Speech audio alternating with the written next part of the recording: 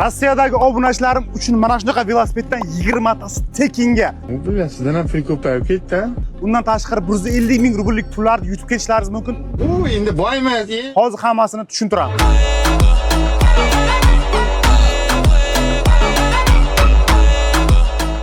Yangi tochkaga ko'chishi munosabati bilan Trikebike 20 ta velosipedni tekinga tarqatyapti 2-iyuldan 22-iyulga qadar.